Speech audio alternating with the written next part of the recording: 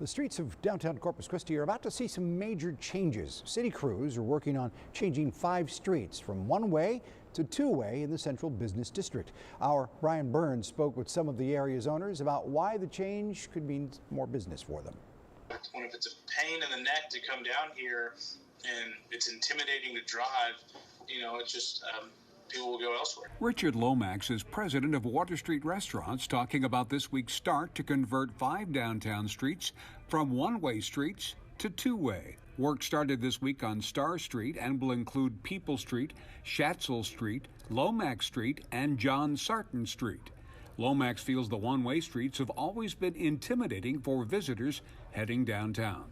Well, we're very, very excited about it. I mean, obviously, those one-way streets are designed to get people in and out of downtown.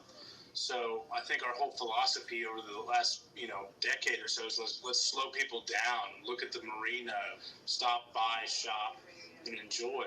Alyssa Barrera Mason, the director of the Downtown Management District, says the $400,000 project was funded in part through Tiers District Number 3 and ties in with street rehabilitation programs going on for years. A lot of complaints that we get are that it's confusing and it doesn't make a lot of sense. We see people daily driving the wrong way down these one-block portions, so just correcting that traffic pattern, having a east and westbound lane on these one-block portions, I think will go a long way to making our bayfront less intimidating. Lomax points out that Lawrence Street alongside his buildings was converted in 2017 and it's been successful. That little section there of Lawrence Street was able to be transitioned, and it's been very effective. Barrera Mason says all 5 streets should be converted in time for spring break, and she notes that Water Street will be resurfaced this fall.